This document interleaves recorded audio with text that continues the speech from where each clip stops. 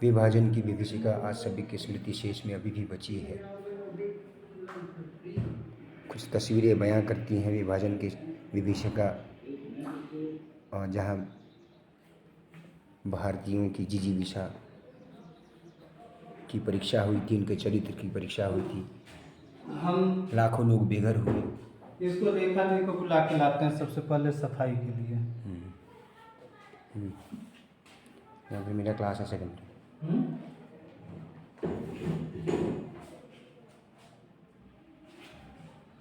Sir खाने गई होगी प्रिंसिपल सर आ रहे हैं। क्या आ रहा है?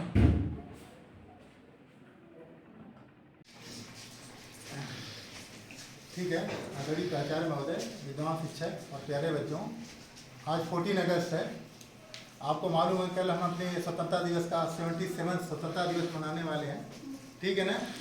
कल हम मनाएंगे, लेकिन आज 14 अगस्त है और 14 अगस्त का दिन भी हमारे इतिहास में बहुत ही महत्वपूर्ण है। बेटा आप बता सकते हो कि 14 अगस्त क्यों इम्पोर्टेंट है हमारे लिए, हमारे इतिहास के लिए? भारत का विभाजन का दिन हुआ था बेटा। हमें बहुत सारे लोग इस दिन को याद नहीं करना चाहते। हम इसके महत्व को जानते हैं, लेकिन फिर भी हम इसको याद नहीं करना चाहते, क्योंकि विभाजन की जो कड़वी यादें हैं ना, आज भी हमको परेशान करती हैं। तो 14 अगस्त एक ऐसा दिन था जब हमारे देश का विभाजन हो गया था। विभाजन बेटा बहुत सारे देशों का हुआ, लेकिन विभाजन के समय जो कुछ हमारे देश में हुआ ना, उसका दुनिया की किसी भी इतिहास में कंपेरिजन नहीं किया जा सकता, है ना। विभाजन के दौरान होने वाली जो हिंसा थी ना, उसमें 20 लाख से ज्यादा लोग मारे गए, लाखों लोग इंजर्ड घायल हो गए थे, लाखों लोग हमेशा के अपने परिवार से बिछड़ गए थे, लाखों बच्चों पर माता पिता का साया उड़ गया था। तो बेटा विभाजन इतना भयंकर था ना, इसका कंपेरिजन एक घटना से किया जाता है जिसका आपने नाम सुना होगा, होलोकॉस्ट। होलोकॉस्ट कहाँ हुआ था? जिसको हिंदी बोलते हैं महाध्वज का नाम सुना बेटा? जर्मनी के रेफरेंस में एक शब्द का प्रयोग किया जाता है कि इतिहास में इतना भयंकर नरसंहार का कोई उदाहरण नहीं मिलता है। तो हमारे देश में विभाजन के समय जो कुछ हुआ था ना, उसका कंपेरिजन हम जर्मनी की घटना से नहीं कर सकते हैं, लेकिन हमारे देश में जो कुछ हुआ था वो इतना ज़्यादा भयंकर था कि उसका कंपेरिजन हमारे इतिहासकार किससे करते हैं? जर्मनी में होने वाले इंसिडेंट से करते हैं। तो बेटा 1947 में जब देश का विभाजन हुआ था, सामुदायिक दंगे फसाद हुए थे, बहुत जो बड़ी त्रासदी हुई थी, जिसमें लाखों में देश के इस पार और उस पार नरसंहार हुआ था, होलोकॉस्ट हुआ था। और ये एक बहुत बड़ी दुखद घटना थी जिसका सर ने आपको संक्षिप्त जानकारी दी है। तो इस विभाजन की त्रासदी को हम लोग एक दुख की घड़ी के रूप में एक याद करते हैं कि उस समय जब देश का विभाजन हुआ तो दोनों तरफ नरसंहार हुआ, क्योंकि लोगों में कुछ भ्रांतियाँ थी, भ्रम था, और उसमें जो साधन थे कम्युनिकेशन के उसमें विकसित नहीं थे, तो लोगों को एक प्रकार से चीज़ों के सही से जानकारी न होने के नाते एक ऐसा माहौल बना। आज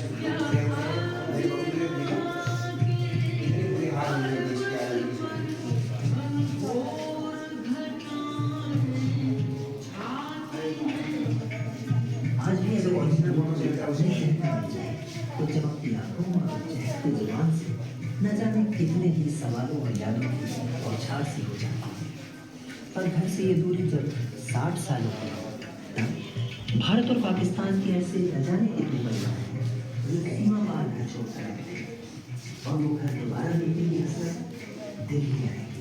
मैं शीला गर्ग हूँ। मेरा जो घर था वो पेशन नगर में था, और जो मेन रोड थी वो गुरुदेव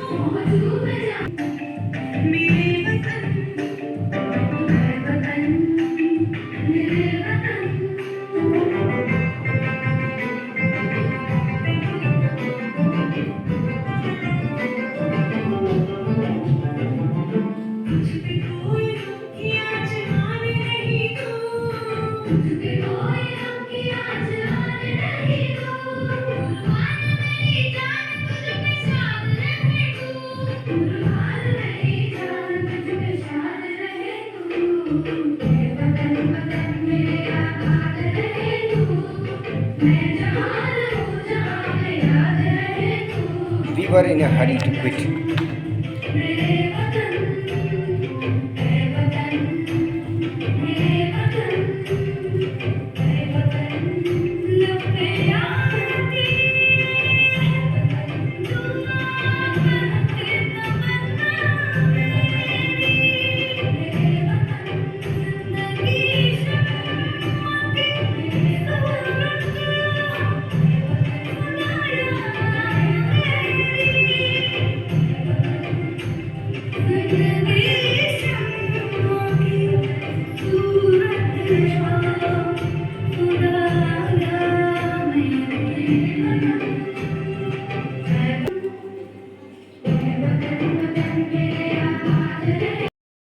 क्या सीक्वेंस उनकी नारी वो भाभी सारी चीजें अगर आप देखते जाएं कम से कम आपको या भी वीडियो आइडिया जैसे होगा, रिश्ते क्योंकि अपने देश के बारे में आपको पता होना चाहिए और ठीक है ना। उसको आज आजाद हम करना, आजाद है सही है, आजाद कुछ करना, लोगों की वजह से हम लोग आजाद हैं।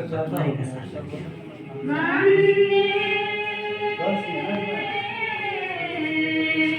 आप लोग कुछ लोग देखते ना फिर वापस अपनी क्लास में चले जाए,